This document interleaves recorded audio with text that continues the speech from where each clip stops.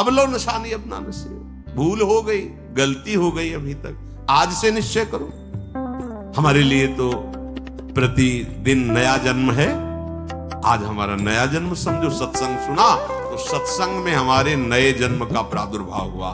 अभी तक जो हमारी गंदगी थी, पीछे के जन्म हम भूल जाते हैं। आज से इसी क्षण से हम नया जीवन अपना बनाते हैं, अध्यात्म मार्ग का जीवन बनाते हैं और ऐसा निश्चय करते हैं जो टूटे ना। निश्चय में बहुत बड़ी सिद्धि है। देखो पिंगला जी का जैसे बताया, तैसे भागवत में एकादश स्कंद में तितिक्ष ब्राह्मण का देखो। गृहस्थी में रहते थे, लड़के बच्चे थे, खूब धन कमाया, बड़े ही कंजूस स्वभाव के थे, न परिवार को भोगने देते थे न स्वयं भोगते थे। अब कुछ ऐसी विपरीत परिस्थिति आई, सब दिन होत न एक समान, राजदंड उन पे लागू हुआ तो काफी अर्थ तो टैक्स में चला गया। फिर परिवार के जनों ने देखा कि ये तो कंजूस है, 1 रुपया भी नहीं देगा। वो लोग इधर उधर से हाथ मार के फिर आग लग गई। अब परिवार वालों ने उसका त्याग कर दिया, केवल अकेला, कोई उससे प्यार नहीं करता, अर्थ उसके हाथ से चला गया सब। अब विचार किया कि मेरा पूरा जीवन निकल गया, उत्तम वर्ण में जन्म हुआ था, वृद्धावस्था आ गई, अब क्या होगा, क्या होगा। जिनको मैंने पाला पोषा, जो बड़ी मेहनत से धन कमाया, तो सब नष्ट हो गया। परिवार वाले कोई देखते ही नहीं। जानते हो उसका निश्चय, देवता इस बात के साक्षी हैं कि आज से मैं अपने जीवन को श्री भगवान के चरणों में समर्पित करता हूं, सब कुछ सहूंगा और निरंतर भगवान का भजन करूंगा।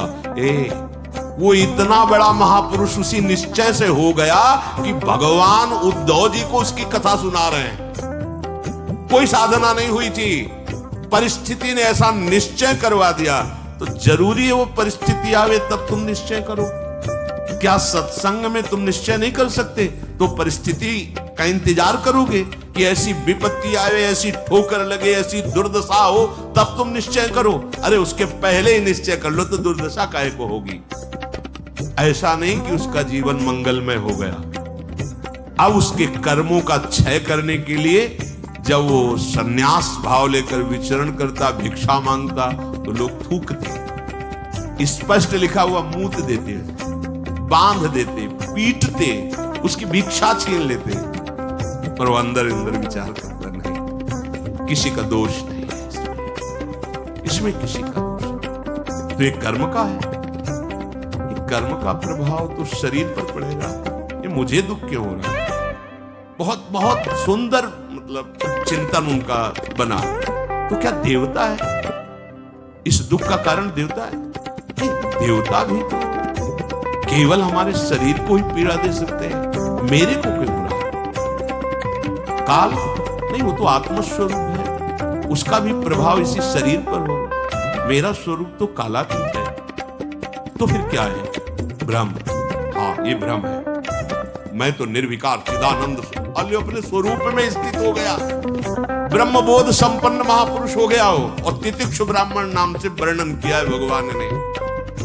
इसलिए निश्चय में बड़ी शान, हमारा निश्चय बड़ा ढुलमुल है। प्रार्थना है, बहुत बड़ा मार्ग मिला है आपको। इसे भगवत मार्ग कहते हैं, अध्यात्म मार्ग कहते हैं। ये अंतिम जन्म वालों को मिलता है, जिनका आखिरी जन्म होता है। अगर चूक करोगे तो व्यर्थ तो नहीं जाएगा, पर और समय लग जाएगा। काहे को समय बर्बाद करोगे? आज निश्चय करो। गोस्वामी जी कह रहे, देखो निश्चय, गोस्वामी जी बाल्यावस्था से भगवान में रत थे, ऐसा नहीं है कि वो भजन नहीं करते थे, ऐसा नहीं है। जन्म हुआ था तब बोले थे राम। जैसे बच्चा रोता है ना, तो गोस्वामी जी रोए नहीं थे, राम बोले थे, इसलिए राम बोला नाम पड़ा था। राम बोला, प्रकट हुए थे तभी। तो ऐसा भी नहीं था कि आसक्ति नहीं थी शरीर में, या ऐसा महापुरुष जन लीला दर्शाते हैं, वो हमारी हिम्मत के लिए। पत्नी में चित्त आशक्त, एक दिन के लिए भी कभी मायके जाने के लिए अनुमति नहीं दी। और उसी पत्नी के मुख से जब ये बात निकली कि जितना तुम्हें शरीर में आसक्ति है पूरी कर सकते। अगर राम जी में होती तो जीवन तुम्हारा धन्य हो जाता। नेत्र को पत्नी रूपी गुरुदेव ने नेत्र खोल दिए। कहीं से भी गुरुदेव सावधान कर सकते हैं, कहीं से भी। बस कदम मुड़ गए, क्योंकि ऐसा नहीं था कि राम भक्ति नहीं थी। निश्चय कर लिया अवलोन शानी। ये गोस्वामी जी का ही पद है। अब इंद्रियों के बस में होके नहीं, बहुत सही बोला। अगर ये स्थिति, ये आसक्ति राम जी में होती तो जीवन धन्य हो जाता। अब पायो नाम चारु चिंतामणि, उर करते न खसई हो अवलो नशानी। अब समझ गए। अब हृदय से एक क्षण के लिए भी राम नाम नहीं छोड़ूंगा।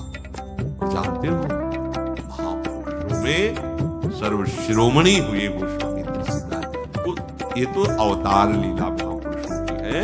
ये हमारे लिए बताया है आचरण करके कि भगवान नाम में इतनी सामर्थ्य है कि ऐसे आसक्त वृत्ति को भी कैसे निरासक्त कर देते हैं। हमें चाहिए जो भी, चाहे गृहस्थ मार्ग में हो चाहे विरक्त मार्ग में हो, दोनों मार्ग जाते ही प्रभु के चरणारविंद में है। अपने मार्ग की वृत्तियों को जानिए, समझिए और धर्मानुसरण बर्ताव कीजिए और नाम निरंतर जपते रहिए।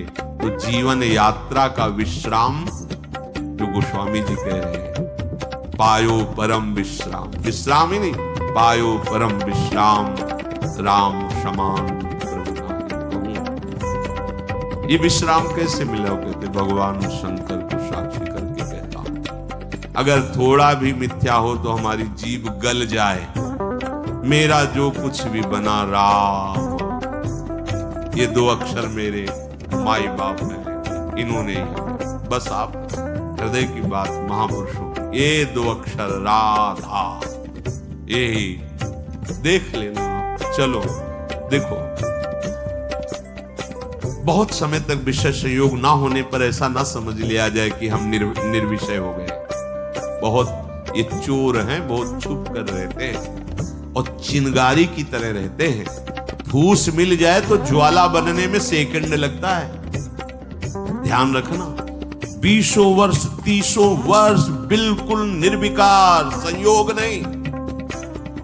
लगता है कि अब हमें कौन परास्त कर सकता है। चिंगारी है, फूस मिला ज्वाला बन जाएगी, जिसे नारद जी ने कहा तरंगवत, और संयोग बना तो समुद्रवत, डूब जाओगे, निकलना मुश्किल हो जाएगा। जब तक भगवत साक्षात्कार ना हो जाए, जब तक आपको अपने शरीर का अहम स्मरण करता भोक्ता भाव है, ईमानदारी से सावधानी पूर्वक अपने धर्म का पालन करते हुए प्रिया प्रीतम का निरंतर स्मरण, यही हमारे जीवन का परम लक्ष्य है। इसी से हमें परमानंद की प्राप्ति होगी। जिस समय हम ये सोचते हैं कि अब हमें कोई भी धर्म विरुद्ध आचरण में, एक आनंद की वृत्ति देखना, और जिस समय हम सोचते हैं गलत ढंग से विषय सेवन, उसी समय जलन पैदा हो जाता है। जिसके सोचने में जलन पैदा होगी, उसका परिणाम क्या होगा? क्या होगा? विचार करो। जिसके सोचने में हमारे जलन हो रही, तो उसका परिणाम तो ज्वाला होगा। धर्म से चलो। चक्रवर्ती सम्राट महाराज अम्बरीश जी चक्रवर्ती सम्राट होते हुए भक्तों की शिरोमणि हुए। आप क्या भगवत आनंद प्राप्त नहीं कर सकते गृहस्थ में रहकर? ये उद्दंड लोगों की बातें नहीं सुननी चाहिए। जैसे आप, अरे तो बाबा जियों के लिए है, सन्यासियों के लिए, हमारे लिए थोड़ी नहीं भाई। मनुष्य जन्म सबको भगवत प्राप्ति के लिए, भगवदानंद में। देखो, आपके अच्छे आचरण हो, आप जितेंद्री हो, आप नाम जप कर रहे हो, आप कोई नशा नहीं करते, सबकी सेवा का भाव है, तो राम राज्य नहीं हो गया? सब आनंदित रहेंगे, सब प्रसन्न रहेंगे, सबका हृदय सत्य और धर्म से युक्त रहेगा।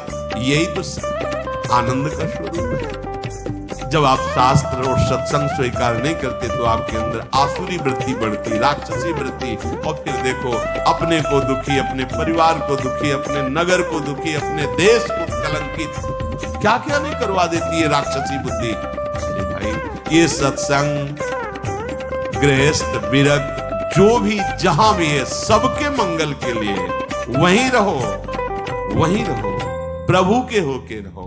दूसरों को दुख पहुंचाने वाली बात चेष्टा मन में भी मत लाओ, सबको सुख पहुंचाओ, नाम जप करो, सबका मंगल हो जाएगा। देखो हम सब तरंगे हैं, समुद्र में ही उछल रहे हैं, हमारा अस्तित्व नहीं है, तरंगों का अस्तित्व नहीं है। ऐसे ही हम भगवत स्वरूप हैं, प्रभु रूपी अगाध समुद्र में हम तरंगे की तरह है, हमारी कोई सत्ता नहीं है। ये जो सोच रहे हो ना, सत्ता नहीं, सत्ता उन्हीं की है, उन्हीं की है। अभी आप समझ नहीं पा रहे, तरंग है क्या? समुद्र ही तो है। वायु विकार खत्म हुआ, समुद्र ही था, समुद्र ही है, बीच में तरंगे, ये सब तरंगे हैं। मन की तरंगे मिटा दो, फिर देख लो आप क्या हो, भगवत स्वरूप परम आनंद में। अब चाहे सृष्टि में रहो चाहे धाम में जाओ, कोई फर्क नहीं पड़ता। व्यवहार में भी रहते हुए परमानंद, शरीर छूटे तो प्रभु में परमानंद। उसी के लिए तो हम प्रयास करें, जितनी चेष्टाएं कर रहे हैं सुख के लिए ही तो कर रहे हैं। हे भाई, आप कोई भी हो, गृहस्थ हो, विरक्त हो, कोई भी, धर्म से चलो, नाम जप करो, सबकी सेवा की भावना अंदर रखो, तो मनुष्य जीवन का लाभ मिल जाएगा। ये उद्दंडता पूर्वक तर्क वृत्ति रखोगे तो अभी सौभाग्य मिल रहा है सुनने का, धीरे धीरे समय ऐसा आ जाएगा आपको सतवार्ता सुनने को नहीं मिलेगी। देख लेना, सतवार्ता जिसके श्रवण मात्र से हमारे हृदय में आनंद का स्फुरण हो और हम उस आनंद के बल से निर्विषय हो जाएं, वो वार्ता सुनने को नहीं मिलेगी। फिर और समय आएगा, धर्म सुने नहीं काना, कलिकाल बिहाल की मनुजा, नहीं माने को अनुजा तनुजा। सब होश में अभी समय है, तर्क वितर्क छोड़ो, जैसा शास्त्र सदगुरुदेव संत जन कह रहे वैसी बात मान लो, निहाल हो जाओगे, परमानंद में मगन हो जाओगे। ये हम बुद्धि की बात नहीं कहते कि तर्क वितर्क आप करें, तर्क सत्संग तर्क नष्ट करने के लिए होता है।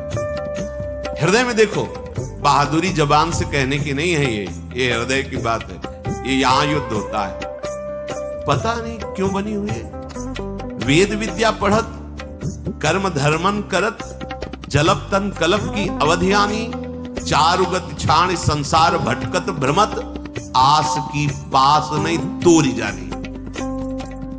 स्पष्ट वर्णन है, इसका मनन हुआ है गुरु कृपा से, तब हम आपको कह रहे हैं, मनों का निरीक्षण करके। आस की पास नहीं तोरी जानी, सकल स्वार्थ करत, क्योंकि आस की पास नहीं तोरी जानी तो सकल स्वार्थ करत, रहत जन्मत मरत, दुख और सुख के होत मानी। अरे छाड़ जंजार कैसे न निश्चय धरत, एक किन लमत हरिवंश बानी। क्यों निश्चय नहीं करते, उस आस की पास को क्यों नहीं तोड़ देते? वैराग्य मार्ग का पथिक हूं या भगवत मार्ग का पथिक हूं, प्राण त्याग सकता हूं पर एक कदम अधर्म भूल न दे कुमारक नहीं।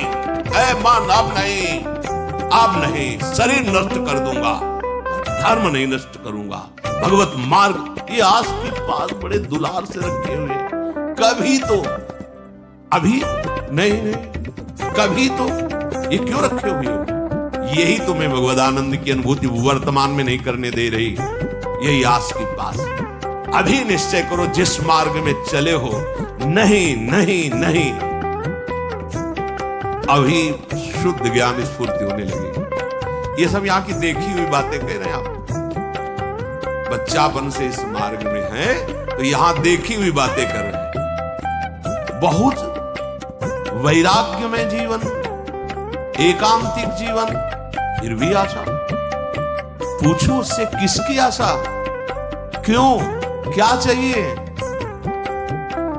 उत्तर नहीं मिल रहा। चाहिए ये भोग नहीं, देखना भी नहीं, तो आशा क्यों?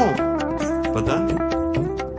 आप देखो, अंदर से देखो, जब यहां की बात कही जाएगी ना तो सबके यहां की बात होगी। ये अलग से नहीं रचा, उसी मशीनरी से बनाया गया जिससे सब निकले हुए, सब मशीनरी।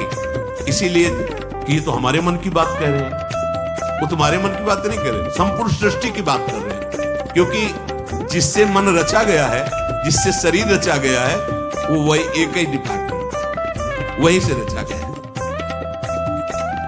यही हमें भगवदानंद की बहुत धैर्यपूर्वक सुनना है और समझना है। ये हम अपने मन की बात करते हैं, इसको पढ़ा है, इसको देखा है, इसको समझा है,